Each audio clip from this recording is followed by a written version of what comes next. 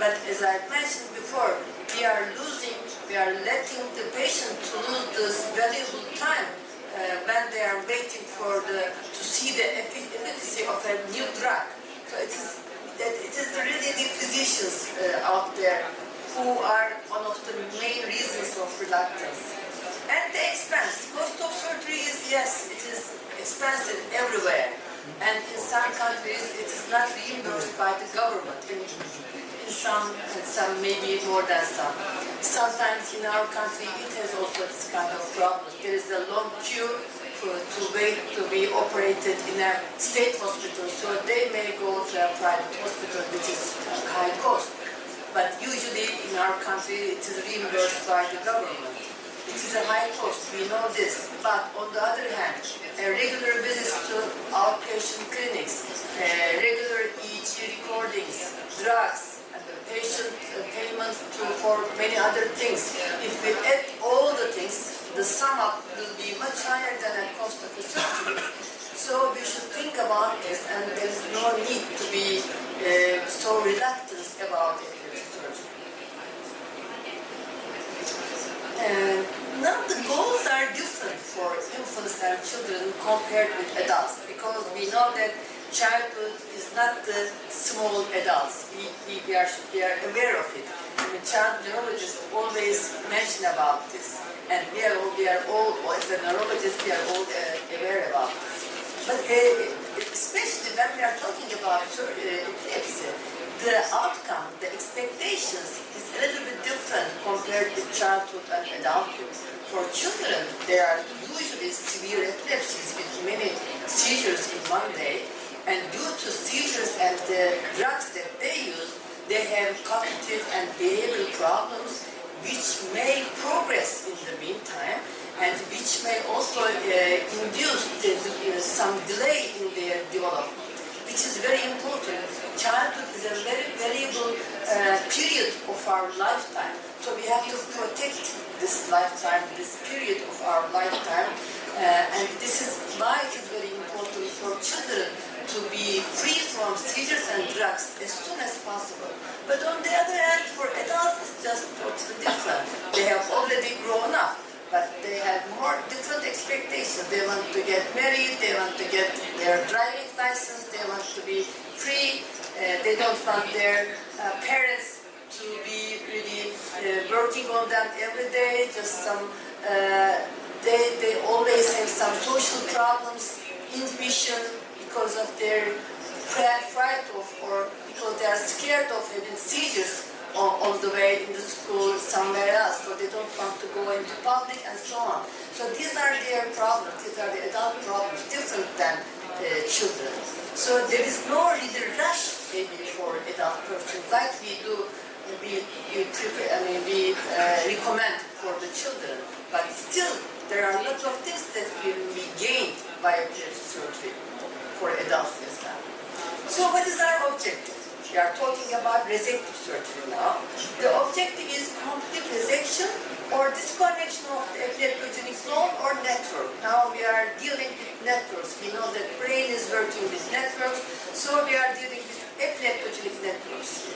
So but this is very important. This aim should be achieved with the preservation of the eloquent cortex, which means that we should not give harm to the patient because of surgery, because we are targeting seizures. So we should be very careful with the rest of the brain.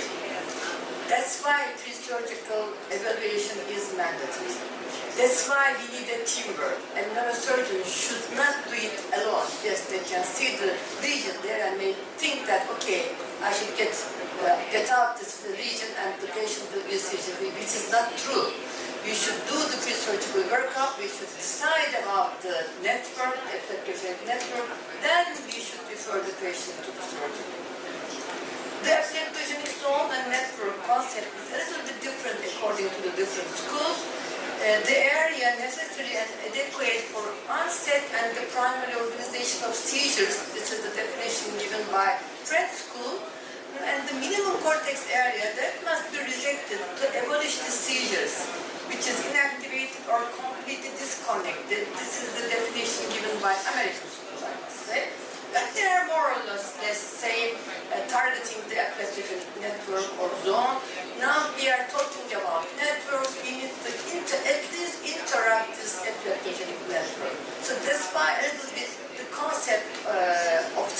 is altered. And we are trying to find the hub of the epileptogenic network, if possible, to resect all the network, when possible. So these are the conceptual zones. There could be a lesion over there which gives rise to seizures, but the ictal onset zone may be wider than the lesion, and there is a seizure spread which we can see on the EEG and also looking at the semiology, seizure semiology.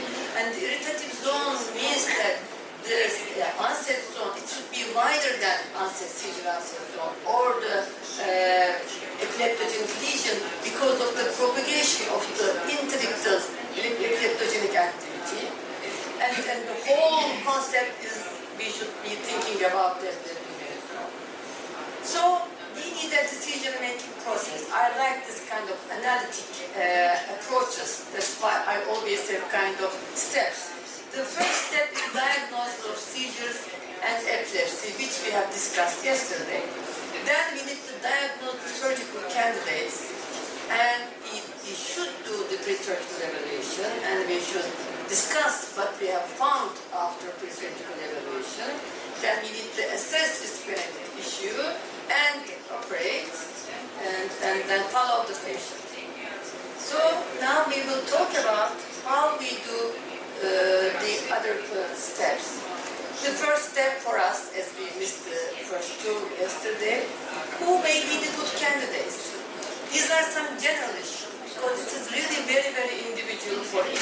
But in general, as we are talking about resective surgery, we need to find out the focal lesion behind this. That's why it's important to differentiate focal seizures from generalized seizures. With generalized seizures, as we discussed yesterday, it is usually either metabolic or genetic, and we can hardly find a lesion out there. But with focal seizures, there should be some lesion behind, except for some genetic focal epilepsies. And then if we target those lesions, if we try to find out these lesions, we will try to see if it can be resected or not. So there we need focal seizures, patients with focal seizures. And after trials, at least 2 trials of anti-seizure medicine, we will be sure that the patient is really resistant to drugs. It can be discussed for let's say, DNET, developmental tumor, a patient with tumor, but who is very well controlled on just one drug. If this is an adult person, okay, you may say that just one drug, no problems, no side effects. We can leave it like that because it's not a glial tumor and it will not be, larger than later on. So we can just follow you with one drug, that's okay. But if it is a child, it is different. If there is a tumor over there, we know that during their whole life, they will have this drug and the seizures will never ever stop. So you may give a chance for the child to get rid of the seizures in the beginning of their life. So these are 2 different scenarios that we can discuss. That's why I think that it's really very individual. If there are unacceptable side effects due to the drugs, it may happen. Yes, maybe the seizures will be controlled with only one drug, but we cannot find this drug because the patient has a lot of side effects. They cannot use the drug. If the seizures are causing danger or limitations in their daily life, which means that there is a lesion, the patient has not using very many drugs, the seizures are rare, but every time they are having some danger. They are head trauma, breaking the shoulder, breaking the arm, something like that. So even the seizures are rare, and if they are really giving serious injury to the patient, then you can think about something else than drugs. Children, especially younger than 2 years with MRI lesion, as I discussed before, the young children especially is very important because of the cognitive and behavioral problems. And even though the seizures are under control, if there is a tumor-like lesion, as I discussed just a few minutes ago, it could be discussed according to the different conditions. But we know that delay and referral and pre-surgical evaluations will be harmful for the patient. But timing for the surgery really should be individualized according to each patient. Then what are our exclusions? Of course, there are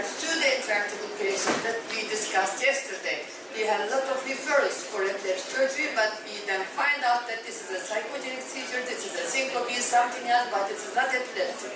Or there are epilepsies, but they are due to some misdiagnosis or inappropriate treatments. The patient seems to be intractable, although they are not. So we should really exclude these patients. That's why pre-surgical evaluation is really needed.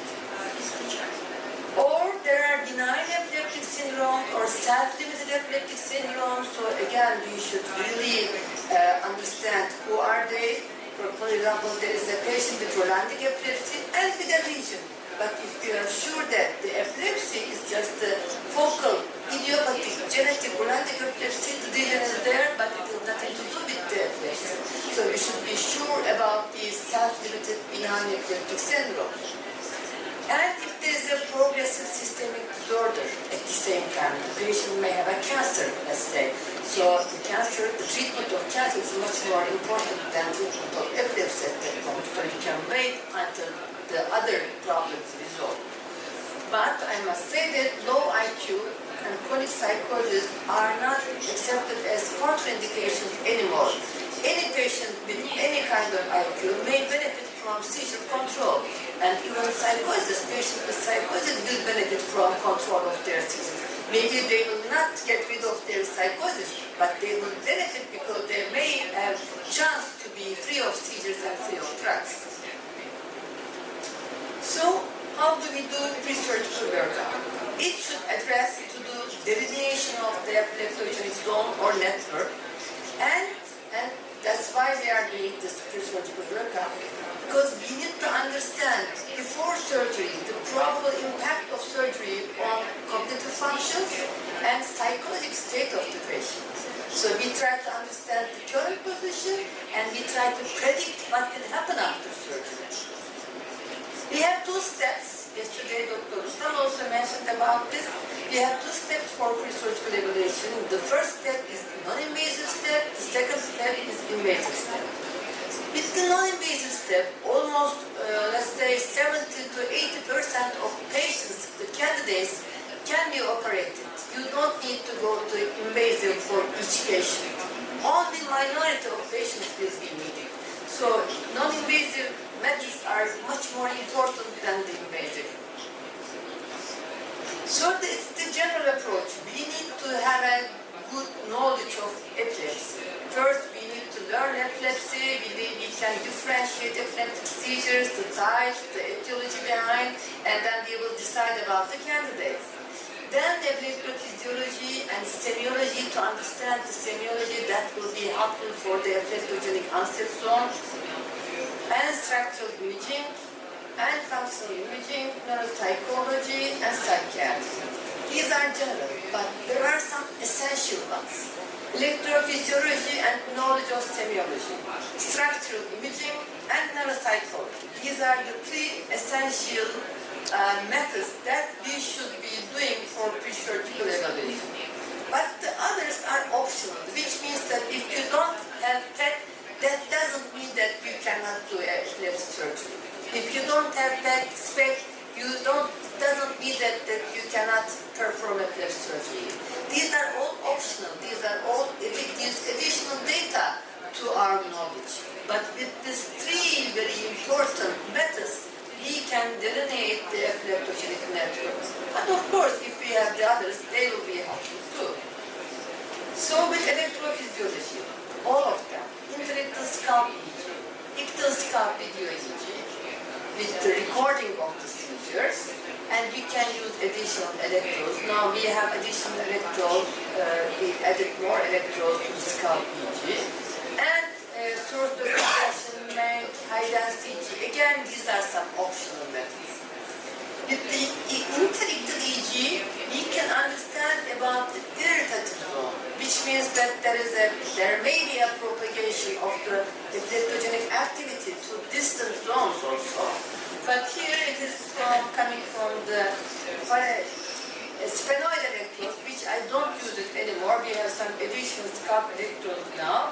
But many years ago I was using it, but there is a very nice spike here, which is just on the anterior temporal area, which may indicate that there is something ongoing in the anterior temporal or maybe anterior frontal area, medial frontal area. And they may be always have scalp EG during sleep also, which may also during the sleep, especially during the non-REM sleep, you will see more spikes in many patients. And we try to really capture ictal EG for majority of the patients to see how is their ictal semiology, the seizure semiology, and what about their ictal EG, the onset. Evaluation of ictal EG really needs some expertise. We look for the onset of the seizures, we look for the evaluation of the seizures, we look for the ending of the seizures from the EG, from the electrophysiological point of view. And also we correlate this with the seizure semiology. As I mentioned, there are some other sophisticated methods that you can use if you have high density EG, MEG, and so on, which we don't, by the way. Yes, there are additional non-invasive data that will be helpful, but if you don't have that, don't be sorry, because with the scalp EG you can manage many things. But neuroimaging is one of the essential methods. It should be done in an appropriate way, otherwise you will have many MR negative cases because of missing some important lesions behind. So we try to determine the structural lesion which is responsible for the seizures. And yesterday I mentioned that there are some papers recommended or prepared by International Against Epilepsy, and they recommend a protocol for the imaging, which we use in our hospital. It is a kind of long time consuming protocol, so it may not be used for every patient, but you can ask for the patients who are MR negative or to patients with focal, which you think that they have some focal lesions behind, because they may not like to make it as it is long and time-consuming for the radiologist. But again, if you don't ask it in the appropriate way, you may miss many lesions. And fMRI, again, is not mandatory, but yesterday Dr. Uzan also showed, maybe he will show more, it is needed for neurosurgeon if they are dealing with the eloquent cortex, if they want to see the cortex for language, cortex for motor actions, and so on. At that time, we ask for fMRI to localize the function because we don't do other tests anymore. DTI is also asked for the same reasons. It is asked by the neurosurgeon if they are dealing with the motor cortex or some other eloquent cortexes. PET, again, it's not mandatory, but we have PET in our institute. We have PET MR. So we ask for each patient to see what we can find with the PET MR, and also it is available. And but we ask it only for patients with epilepsy who are candidates for epilepsy surgery. Not all patients, because it is expensive and it's extra time consuming, of course, method. And if you start asking for everybody, it will not be reimbursed. But if we ask for only for surgical candidates, it is reimbursed by our government. So we really try to perform for each patient whom we are preparing for surgery. And this is PET, FDG PET, which we use in Turkey, and we look for the hypometabolism, which may indicate the epileptogenic zone or epileptogenic network, which you see here nicely. SPECT we don't use much because of the methodological problems, but if it is used, especially ictal SPECT, and if you can do some interictal subtraction specs, which may be helpful again for the indication of the epileptogenic network. But neuropsychology is again one of our essential methods we perform to every patient that we prepare for surgery. Even if we are not surgical candidates at the moment that we are seeing the patient, I may ask for neuropsychology because to follow the patient, to see if they will have some problems in the meantime, whether they are medical resistant or not in the beginning. Because if you see that there are problems starting, especially implying the memory problems, And if there is a lesion in the temporal lobe, you may think that, okay, the seizures are under control, but she's starting to have some memory problems. So maybe a kind of indication for you to think about surgery or to think about some alternative methods. And psychiatric evaluation, now we are psychiatrists in our team, and we ask for consultation if needed, but in majority of the cases, you all know that there is a comorbidity with psychotic problems, psychiatric problems, and especially the patients with candidates for epilepsy surgery, they have high incidence of depression or sometimes psychosis. So they should be treated beforehand, because after surgery, there may be some de novo psychosis or depression, and we need to be aware of this if there is really some sort of problems before surgery that we can manage, because there will be otherwise they may be seizure-free, they may be stay seizure-free after surgery, but if they have a serious depression, they will not really fond of the freedom of their seizures because they will continue to suffer because of depression. So we should be very careful about their psychiatric problems. And psychology, neuropsychology, especially with the patients with temporal lobe epilepsy, it is expected for them to have some memory problems. And in some patients, there may be a danger that after surgery, the memory problems may not impair, but it may just ameliorate.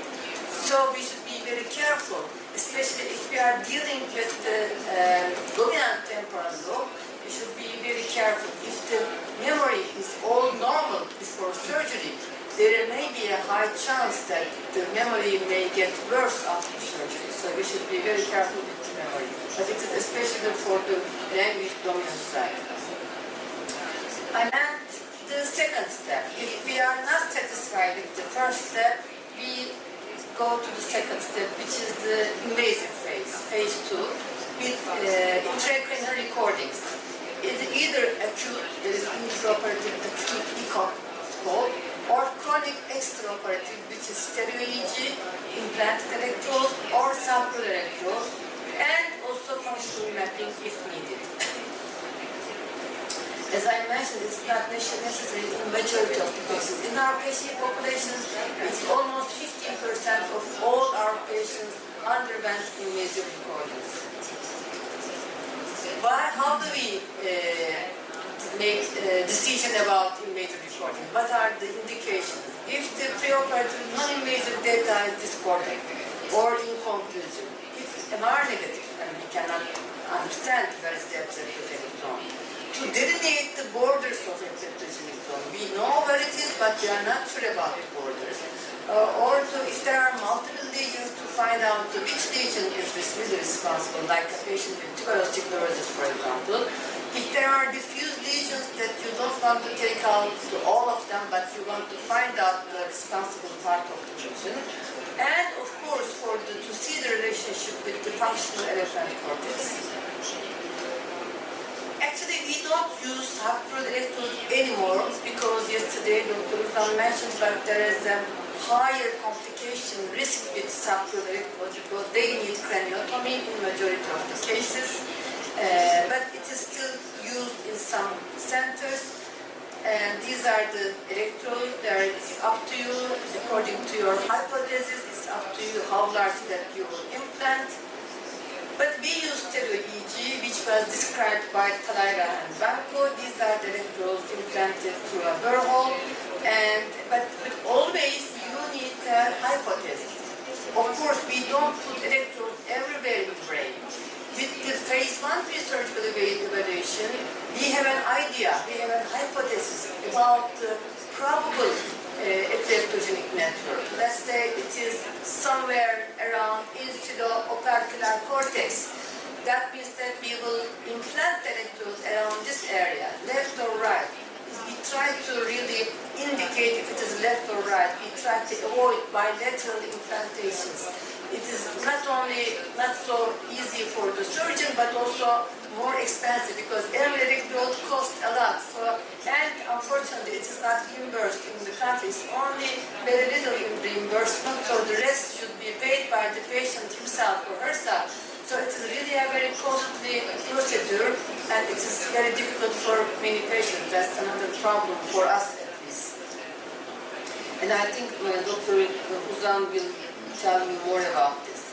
Then we need to discuss all the data that we collected from non-invasive or invasive procedures. We come together, we discuss all the cases one by one, we look at the EEGs all together. Once again, we look at them, especially Dr. Uzan looks at the all MR imaging one by one, and the most time that we really spend during the epilepsy surgery conferences are the MR investigations. We try to find out the really epileptogenic lesion at the MRIs, and that's why it needs to be appropriately done MRIs.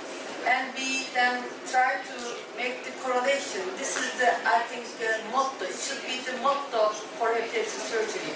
We need the correlation, anatomo electroclinical correlation, which means that we need to look at the MRI, we need to look at the EEG, we need to look at the semiology, and we should collect them all together to try to find out, try to delineate the epileptogenic network.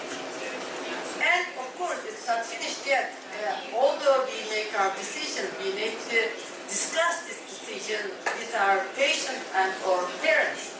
Because on one side, there are benefits of surgery that we all know, that we are aware, but we need to tell this to the patients and the parents, which is the freedom from seizures, freedom from possible freedom, of course, not 100%. Nobody can give 100% solutions.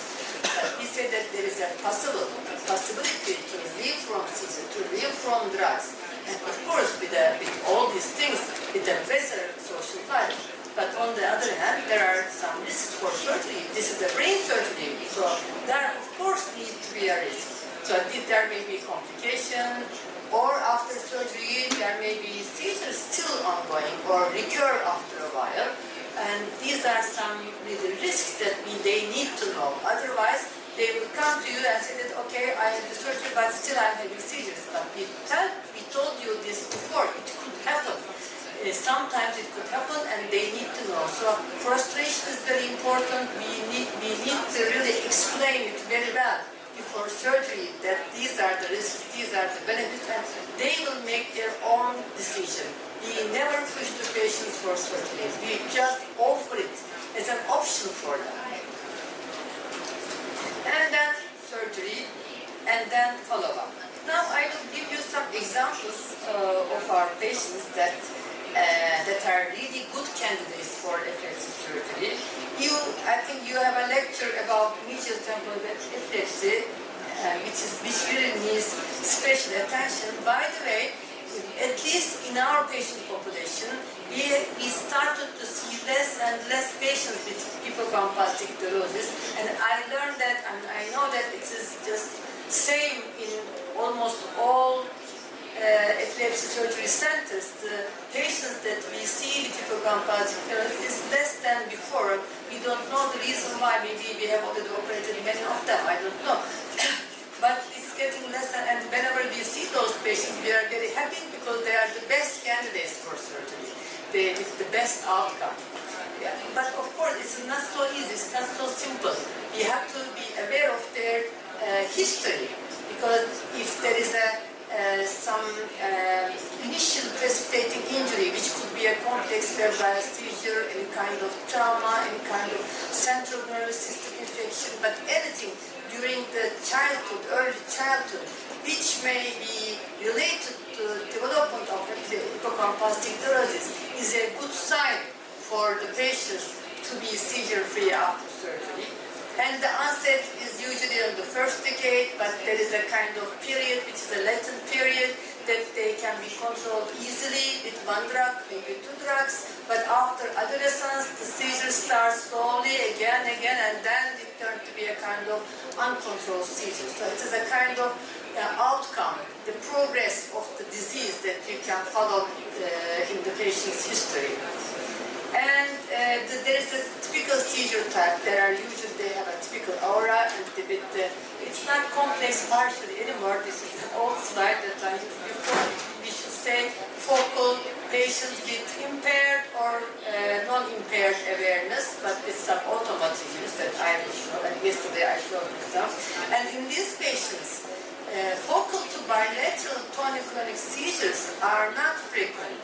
So this is, if there are many patients, if there are many seizures, secondary generalized seizures, this is a red flag for good outcome. We should be careful about this. And usually neurological examination is normal. Sometimes they may have a very subtle facial palsy on the contralateral side, but it is not always. So if you can find out this, it may be again some complementary data for your information.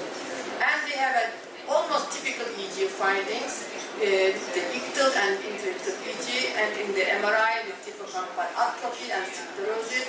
And neuropsychology is very important for those patients because you expect to have some memory deficits, which is really typical material-specific memory deficit for those patients.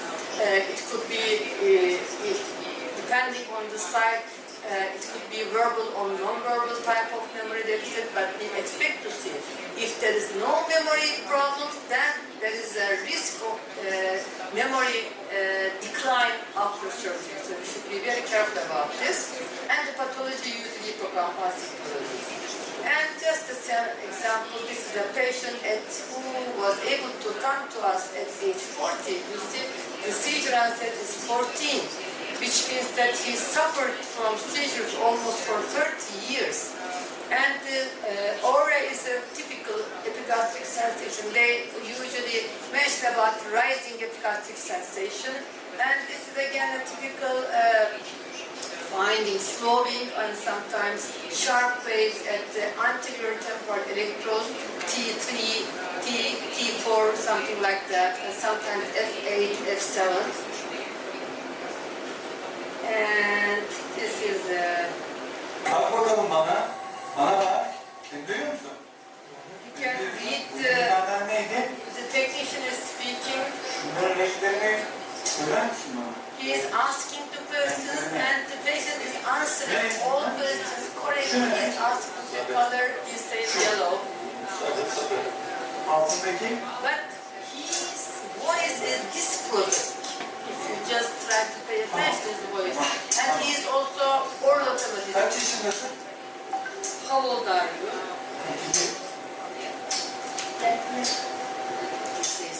Tamam, tamam. You see that he had a left arm dystonic posture. Very easy to see it in the dystonic posture. Kaç yaşındaydın? But still aware, he is still answering. Tamam. But he can't remember things. He's totally amnestic to the procedure. Kaç?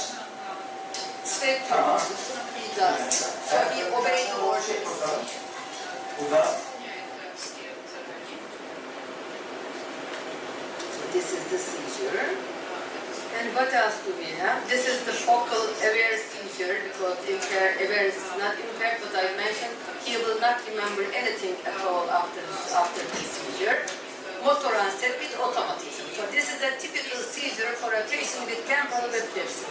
But whenever we see a seizure similar like this, that doesn't mean that it is located to temporal lobe every time. It may be a spread from occipital or parietal or insular areas as well. That's why we need the whole pre-surgical evaluation. This is the semiology, okay, concordant with the mesial temporal epilepsy, but we need other data. We need EEG. EEG-wise, yes, it is also concordant. What about the others? This is the ictal EEG, very nice, again, starting from the right temporal electrode.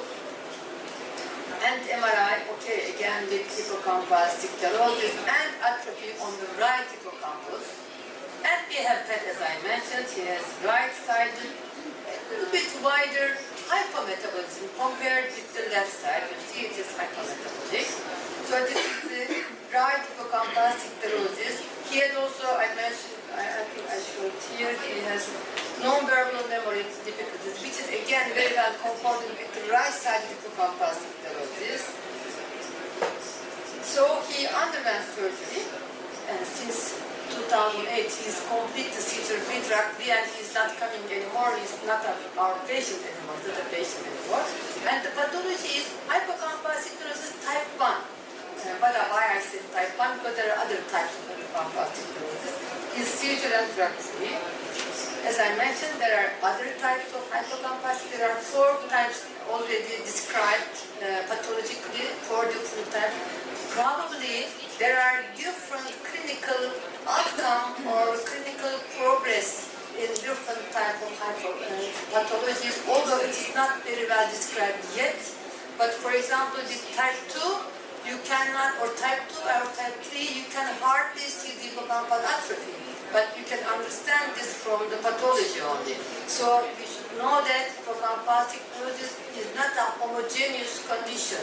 It may be different subgroups. And I did that this is a really seminal paper looking for this hippocampal neurosis patients. And there are the lessons from their recordings. They say that this is the conclusion of the paper. There might be a focal network centered over medial temporal lobe structures to a widely extended network that goes beyond the limit of the temporal lobe. That means that whenever you see a hippocampal neurosis, you should not jump that, okay, this is a good candidate for surgery before pre-surgical evaluation.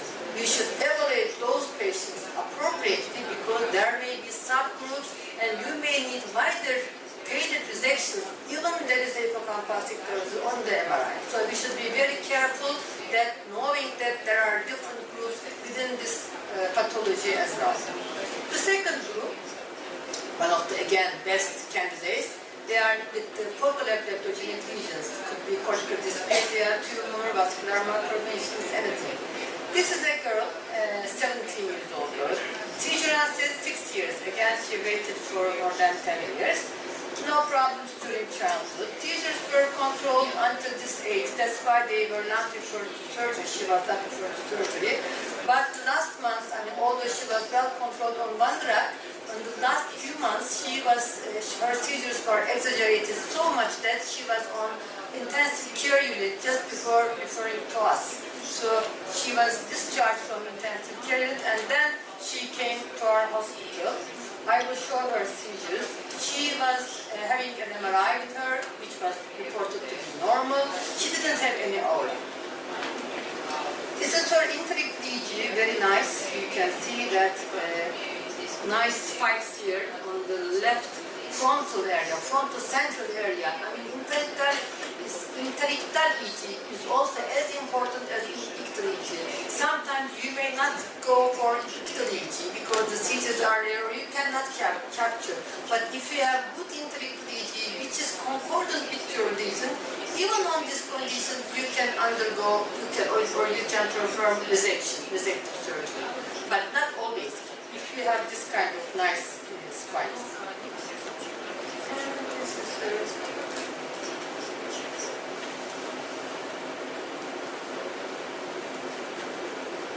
the deviation to usually to the right side.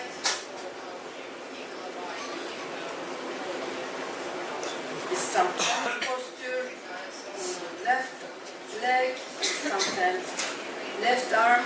The EEG is not helpful. Ictal EEG is not helpful here, but as I mentioned, interictal EEG is more helpful. This is a motor seizure. It's without aura. And as I told you, her MRI was normal, but the MRI was not performed appropriately. So we performed another MRI with 3 Tesla in our institute, and we were able to find out the cortical dysphasia here. And she underwent surgery, and she is completely seizure-free since then. And the pathology is focal cortical dysphasia type 2A. As you know, there are different types, type 1, type 2, type 3. This is type 2A. This is another girl, 14 years. You see, this is a very early onset, 10 months old. The seizure started when she was 10 months old. She had meningitis. There is a developmental delay as expected, such an early onset of seizures. Very frequent seizures, 7 or 8 times a day. She was on 3 drugs, but she was 14 years old, but she was really, really small comparing with her age. This is her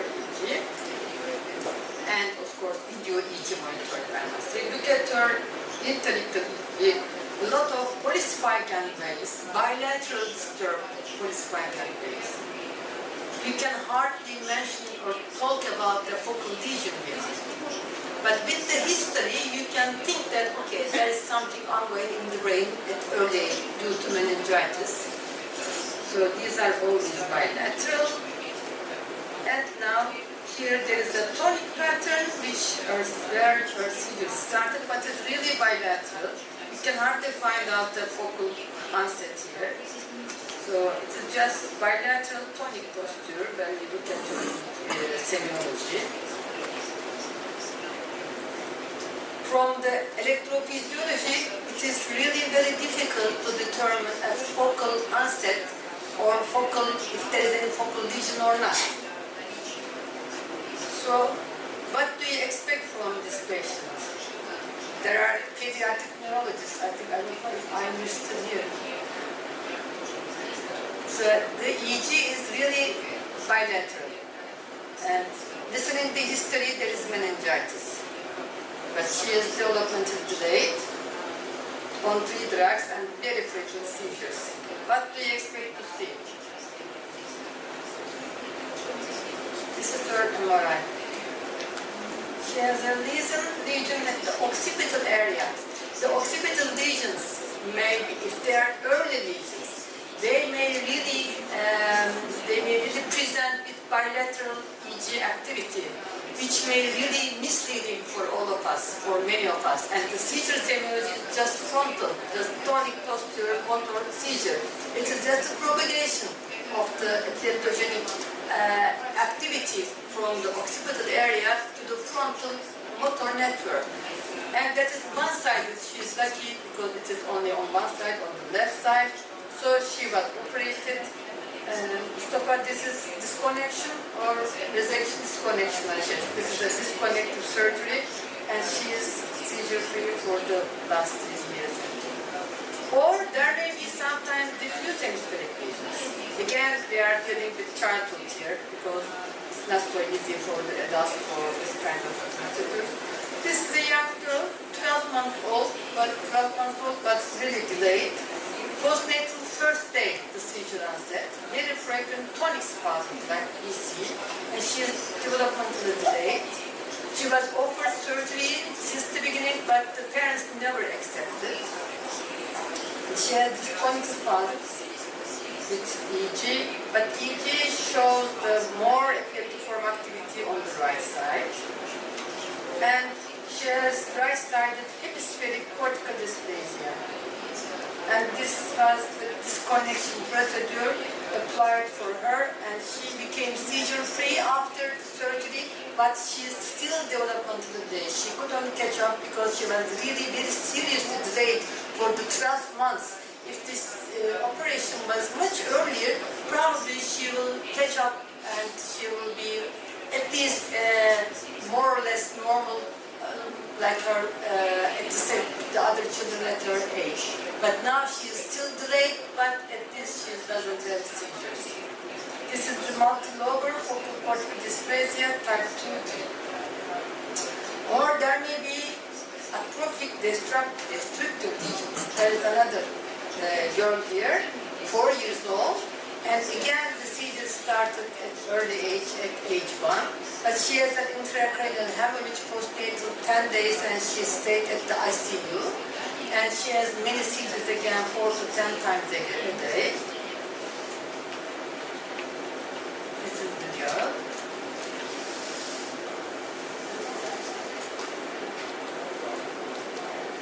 This is left hemisphere, this is right hemisphere.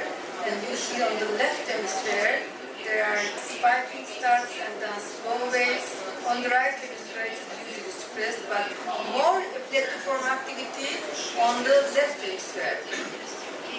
Again, she has bilateral tonic posture. This is a motor seizure, motor network seizure. Slowly, but bilateral extension. So, what do you think? Which side, which hemisphere has problem? Left or right? This is left side, this is right side. Just take a guess. Which hemisphere? Left or right? Which one? Left. You say left. Okay, because we have a lot of interictal activity. We have also a lot of interictal activity here. But we need to be careful about interpreting the EEG data because here is a lot of suppression. So it should be either yes, something ongoing on the left side because there are a lot of epileptogenic activity. But if it is suppressed, there may be something ongoing to the suppressed area, which is the case here. She has right-sided, you see, hemispheric lesion, destructive lesion due to intracranial hemorrhage at the early age. And again, she underwent hemispheric disconnection. And after surgery, post of 6 months, her EEG is really much better compared with the previous one, especially on the right side, on the left side. This means that, of course, we cannot do more for the left side, right side. It's already damaged. But at least we saved the normal hemisphere because you can just appreciate just looking at the EEG. Although the pathology is on the right side, the left hemisphere has having a lot of epileptiform activity, which is the bad effect of the right hemisphere. So at least we saved the left hemisphere by disconnecting the bad hemisphere from the good one. And the last patient that I will show to you, MR negative patients. Actually, yes, we can operate on MR negative patients, but we need to have a good hypothesis beforehand because we cannot do fishing expedition. This is our paper which we published a few years ago. At that time, there are 36 patients who were MR negative, and after, of course, pre-surgery evaluation and operation, almost more than 50% became seizure-free, which is actually a good number for MR negative patients. And in the majority of the cases, the histopathology behind was focal cortical dysplasia. So this is the 40 years old male, and his seizure onset is 13 years. There is no remarkable past history. MR normal, head normal. Interictal EEG, but we had some clues from interictal EEG, which is slow and sharp in the right central region.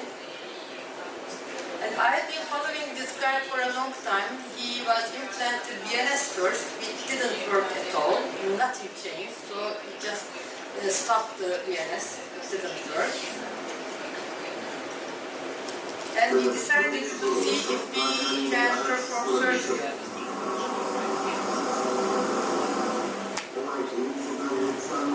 Seizure starts and some left turning to left side, some chewing, tonic procedure, maybe only both sides, but eye deviation and head deviation to the left side.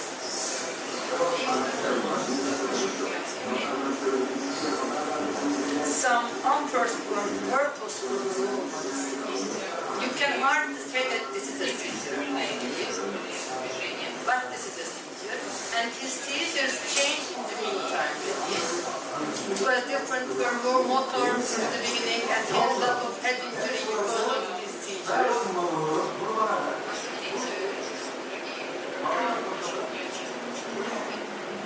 Any suggestion of the epileptogenic onset form, I must say.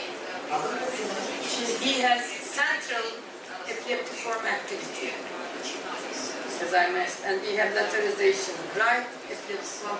So it is important, as I mentioned, interictal EEG is sometimes very helpful. Now we have lateralization, it is for sure right, and some central. But the semiology is not a motor network seizure. It's not, there is no sort of bilateral dystonia or sort of something like that. There are automatisms, there are some tonic posture, but so it's just kind of combination of all of them. And the central area is involved, and MR negative, but we have some lateralization, we are lucky. What do you think? Which area should we explore? Do you have an idea? We need a hypothesis before implanting the electrodes. Just take a guess. Say something. You like saying something. You can just say something else. Which area? Temporal, frontal, occipital, frontal. But the seizure etiology, yeah, could be some sort of frontal. Yeah, but is it enough to put on the frontal? Because the EG is central frontal. If it is really frontal, the seizure etiology should be a little bit different if it is really central frontal, which we expect more motor phenomena, tonic, bilateral, something like that. Okay, actually, always I'm suspicious of using insular. So we did insular exploration on the right side. As I said, we are lucky because of little EG. And these are the invasive recordings. They are intracranial recordings. These are very nice interictal discharges coming from the insular and superior temporal electrodes. And this is the ictal discharge. This you can see fast activity, which you can hardly see with the scalp EG. That's why it's very nice to look at the ictal EG with the invasive electrode, with the intracranial electrode. You can nicely see this fast activity. And if you see this fast activity before the onset of seizures, semiological onset of seizures, you are lucky you find out the epileptogenic onset form. And he was operated. It is the supramarginal gyrus, posterior part of the superior temporal and posterior insularization. This is focal cortical dysplasia type 1A, and he is seizure-free for the last 4 years. So I think this, if the patient is seizure-free, that means that you are in the good position, you did something good. If the things are not going good, that means that we expect seizures, to have patients to have seizures, and we are lucky that he doesn't have seizures after surgery. So as a conclusion, epilepsy surgery is different from regular structural neurosurgery. And you need to perform pre-surgical evaluation. This is mandatory for each patient. For every patient, you have to think about if this is really, if there is a lesion, if it is concordant with the EG, if it is concordant with the semiology, and also the patient history. Patient history is very, very important. And we need to have objective criteria for surgical decisions. We have to weigh the risks and benefits of the surgery, and then we can offer surgery to patients. We need to rely most heavily on symptoms and clinical features. All tests are ancillary, and they supplement the history and examination. And it necessitates a team. None of us can work alone. We need surgeons, neurologists, and all the rest of the team come together and work together and discuss together. So, thank you for your attention. Спасибо огромное, уважаемый профессор, за очень интересную лекцию. У меня такой вопрос. Вы сейчас сказали, что количество пациентов с гиппокампальным склерозом уменьшается. С чем это связано? С улучшением диагностики или же его ранним началом лечения? Как вы думаете? С чем связано уменьшение количества пациентов?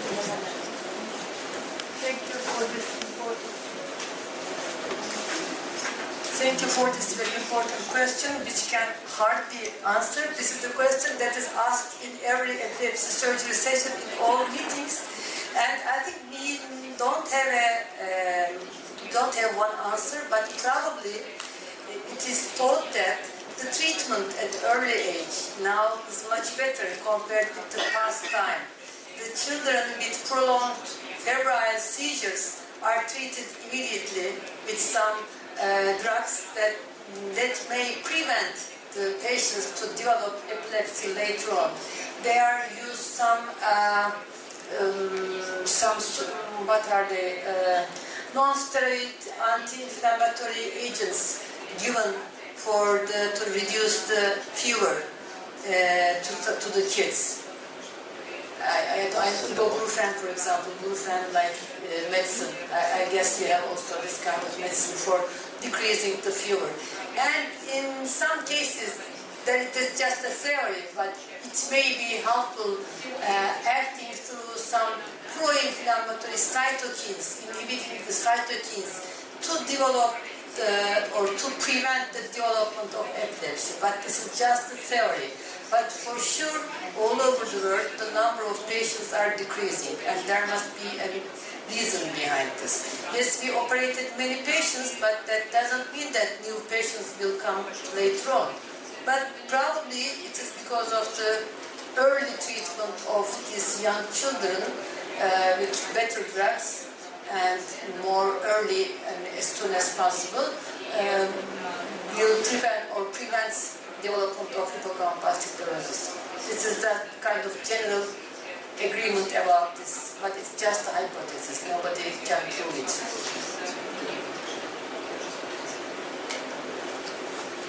Спасибо огромное. Еще один вопрос, если можно.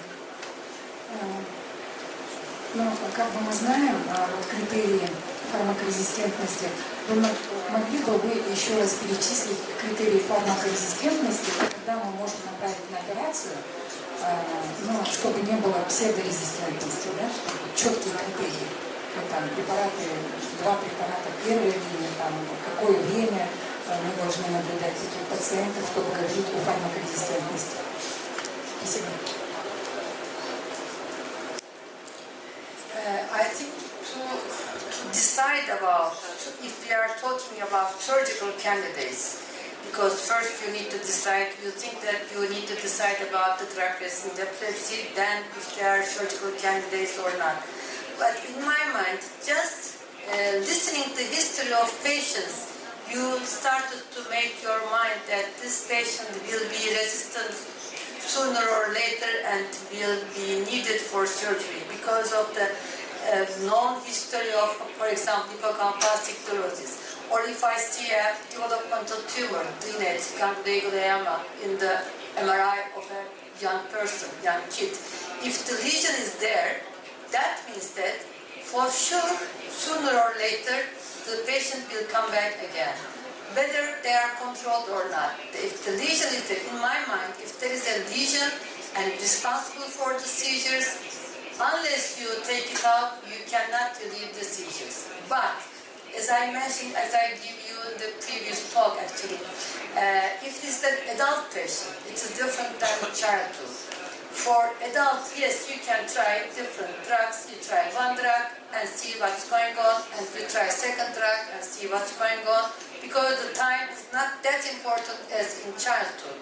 You have time to try some drugs. But on the other hand, if that even the adult patient has a lesion that you can see it on the MRI, you know that the seizures will go on, whether you give drugs or not, because our medicine do not prevent epilepsy. It just prevents seizures. So, if the lesion is there, the patient will have epilepsy forever. That's for sure.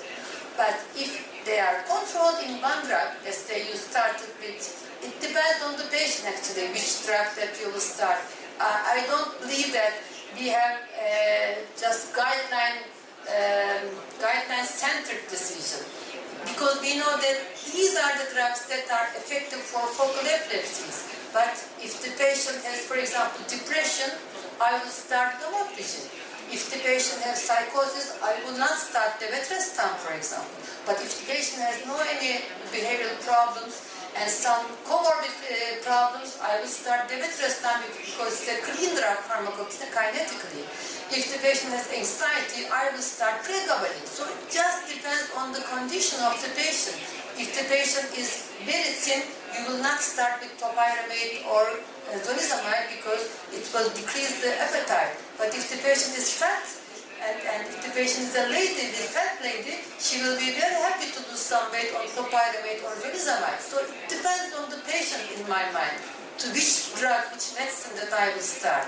And the seizure recurrence, according to the definition, you need to try at least 2 drugs, you need to try at least 2 major anti-seizure medicines, and wait for at least either 1 year or at least 3 months within the intervals, because not every patient has everyday seizures. Let's say if the patient has 1 seizure once a month, you have to wait at least 3 months to be sure that the seizures are under control.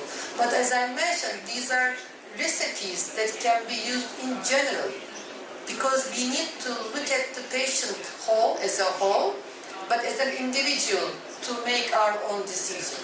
If the patient has hippocampal cirrhosis on the MRI, and if the history, which is concordant with the development of hippocampal cirrhosis, I know that this patient will be sooner or later, for sure, come back for surgery.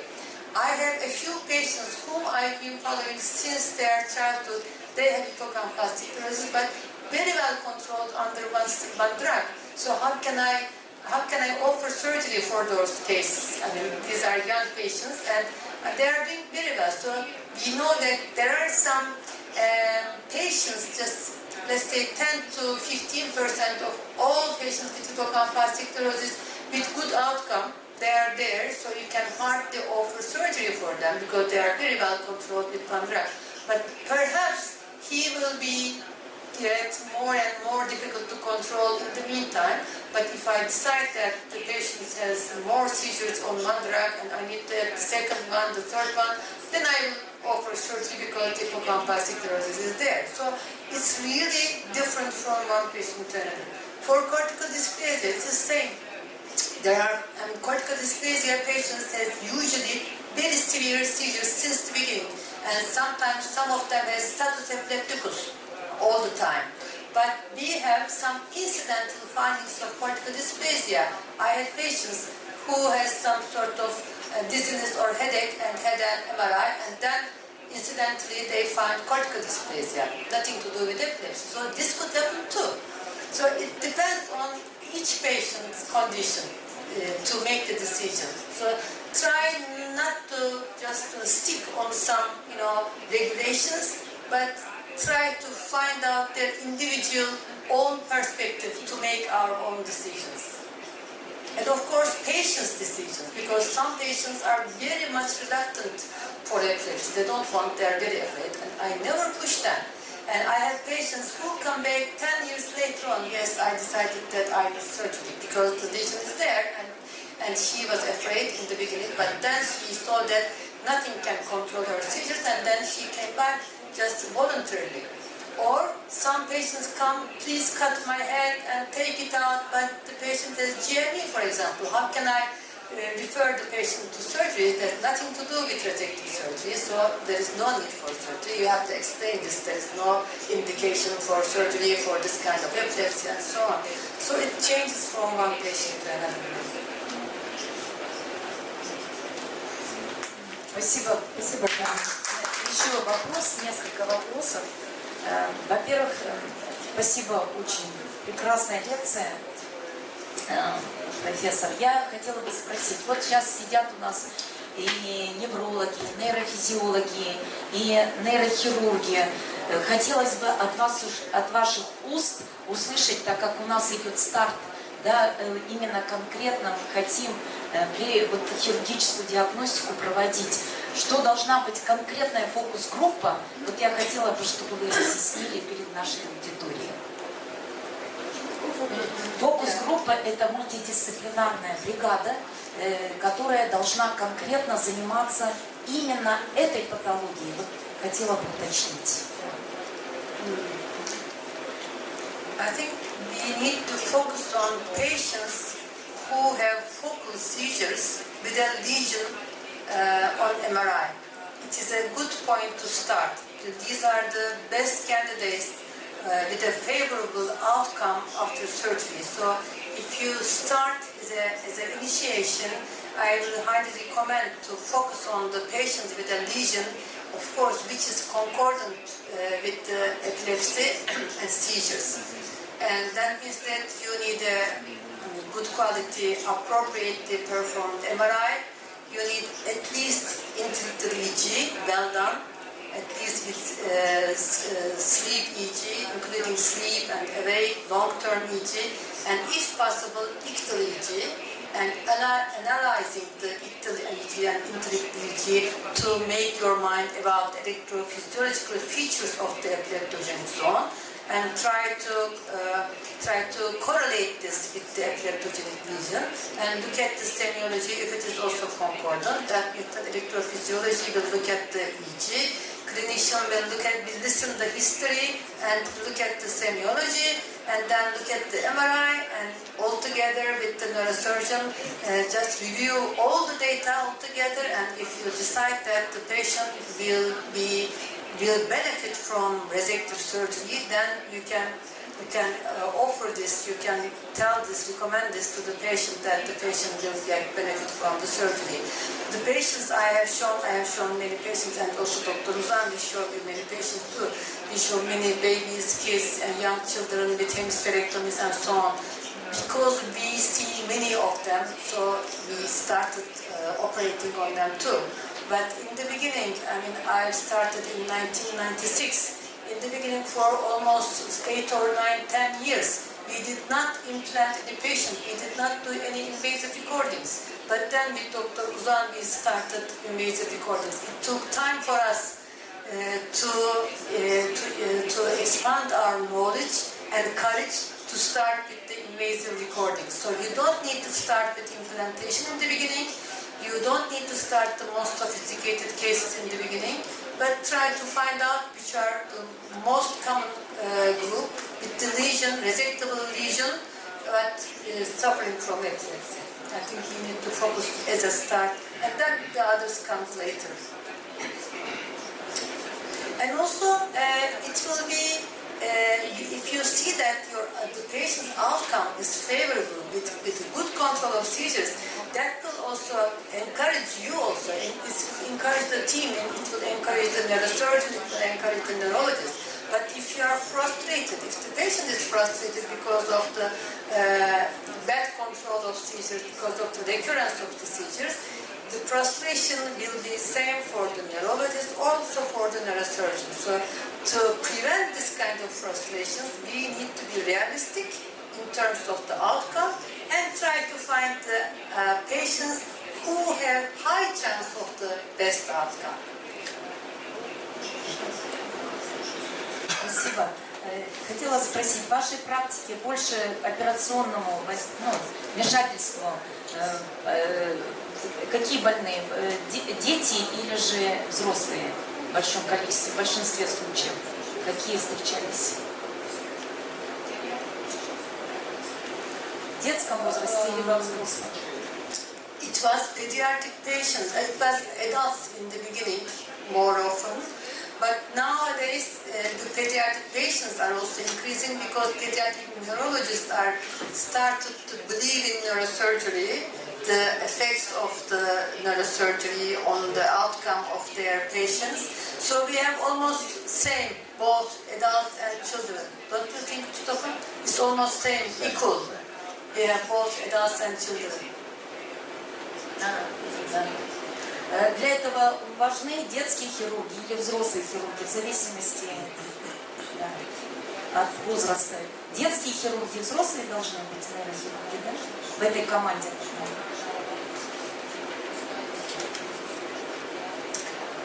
Well, our neurosurgeon does all. We don't have an extra pediatric neurosurgeon. Dr. Uzan does both pediatric cases and also adult cases. So we are lucky to have it with us. It depends on your own conditions. Спасибо большое. Спасибо за лекцию. У нас нейрохирурги просят у нас гектальные игры. Вот какое игры наиболее информативно? Во время приступа или лишь в приступном периоде для подбора больных на оперативное лечение? Thank you for this question. It is also very important. It depends on the cases. For example, it is a frontal seizure. You can hardly understand anything from the ECG, but sometimes you may see some discrepancy or some different ending on the end of the seizure. In some cases, for example, one hemisphere is more suppressed and the other one is slower at the end of the seizure, so you can just pay attention to the end of the seizure. In some cases, for example, in patient with temporal epilepsy, you can see the onset. but the offset could be some sort of bilateral, so you may not have any clue. So it depends on the seizures and the patients themselves. It depends on the onset of the zone and also how diffuse it is ending. Sometimes it ends abruptly, sometimes it ends diffusely, so you cannot even appreciate if it is post-ictal or still ictal because of the slow ending. Sometimes it is asymmetric ending that you can appreciate, okay, I didn't understand the onset, but I can understand the offset. I say, this is asymmetric ending, so it's ends on one side, which is maybe exhausted side, so I can say that, okay, this is left or right. So it depends really. But all dictal EEG is important. Onset, all evolution, offset, everything. But also interdictal EEG is important, as I showed. In some cases, you cannot understand anything from the EEG because of the movement artifacts or because of, let's say, insula. You cannot understand if it is coming from insula or not. Just you can appreciate from the interdictal and seizure semiology and the other stuff. So we need to combine all our data altogether. We cannot stick only on one data. Semiology is also important. EEG is also important. Interdictal, everything.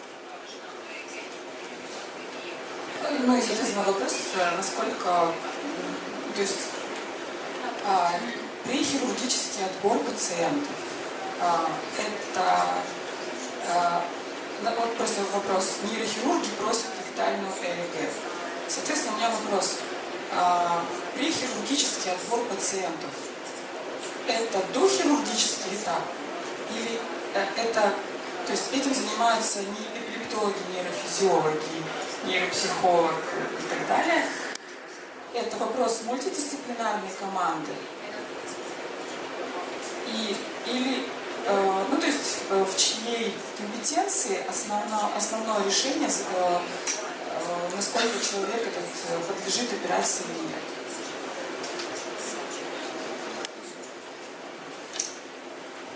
I think it is the decision of the all group, especially neurosurgeon and neurologists. Actually, the main decision-making makers are neurology and neurosurgery, but together.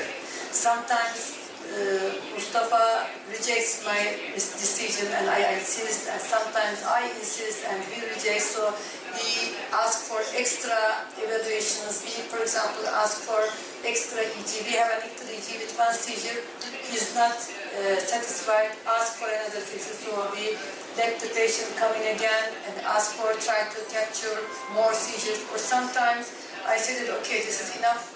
Even with interdictal EEG, I can make a decision. This is the lesion there, and interdictal EEG is concordant. So no need for ictal EEG. So we can go ahead. So then, if it is really satisfied with my explanation, okay, let's say we go for surgery, something like that. So it depends. You're lucky because you have such experience in neurosurgery. То есть в любом случае нейрохирург должен иметь понимание, что такое хирургия эпилепсии, подготовленный нейрохирург. И самое главное, если мы будем помнить, что это делается в интересах пациента, то, наверное, нам будет как-то легче находить совместную позицию. Yes, definitely. You're right. It is both neurosurgeon. It's the responsibility of both neurosurgeon and neurologist also, and the follow-up also. If the patients visits Dr. Uzan and also myself, because he wants to know the outcome. He wants to know the patient, to follow the patient.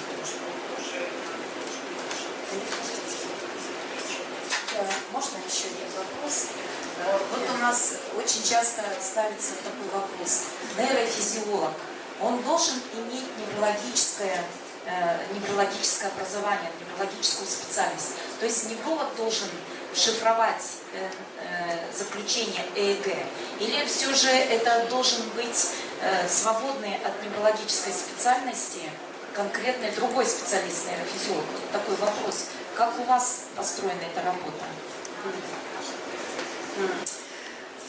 For example, in our situation, we did, neurologists do all the electrophysiology investigation, and electrophysiology or neurophysiology is a subspecialty of neurology. If you want to be an electrophysiologist, first you have to finish 5 years of neurology residency, and then you can go for 2 more years for electrophysiology subspecialty. So all of them are neurologists in our country. You are neurologists and electrophysiologists together. So I believe that you need to have a neurology base information knowledge to interpret EG, because epilepsy is a different condition, and EG, yes, this is electrophysiology, but we interpret it with the semiology altogether.